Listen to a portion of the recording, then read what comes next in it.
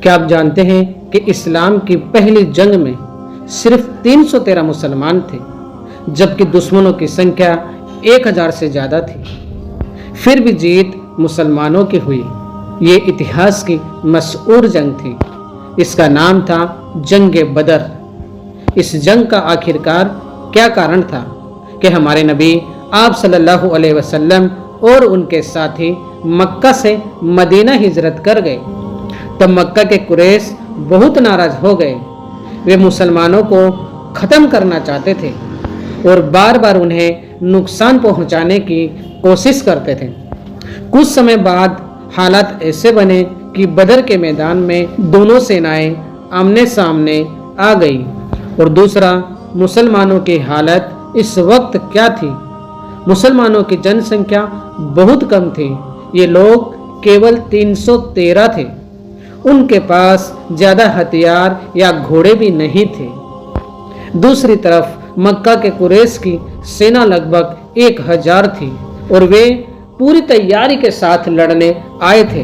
اور نمبر 3، جب جنگ کی شروعات ہوئی، جب دونوں سینائیں بدر کے میدان میں پہنچی تو پہلے کچھ بہادر یہودیوں کے بیچ مقابلہ ہوا۔ مسلمانوں کی طرف سے علی ابن ابو طالب اور دوسرے حمزہ ابن عبد المطلب نے بہادری دکھائی اور دشمنوں کو ہرا دیا۔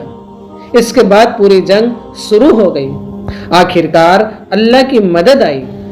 اس جنگ میں اللہ نے مسلمانوں کی مدد کے لیے فرشتے بھیجے۔ مسلمانوں کا ایمان مضبوط تھا اور وہ پوری ہمت سے لڑتے رہے۔ آخرکار اس جنگ کا نتیجہ کیا ہوا؟ جنگ ختم ہوئی اور مسلمانوں کو بڑی جیت ملی۔ قریش کے لگ بھگ 70 لوگ مارے گئے اور 70 قیدی بنائے گئے۔ اس جیت سے مسلمانوں کا حوصلہ بہت بڑھ گیا اور اسلام مضبوط ہو گیا۔ جنگ بدر سے ہمیں کیا سیکھ ملتی ہے؟ ہمیں یہ سیکھ ملتی ہے کہ سچائی، ایمان بہت بڑی طاقت ہے۔ مشکل حالات میں بھی صبر کرنا چاہیے۔ اللہ پر بھروسہ رکھنے والے کو مدد ملتی ہے۔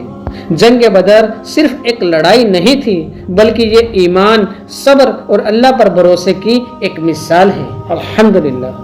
اگر آپ کو ہمارا یہ اسلامک واقعہ پسند آیا ہے تو اس کو دوسرے تک پہنچانے کی کوشش کریں اور اسلام کی باتوں کو دوسروں تک پھیلانا بھی صدقہ جاریہ ہے۔ السلام علیکم۔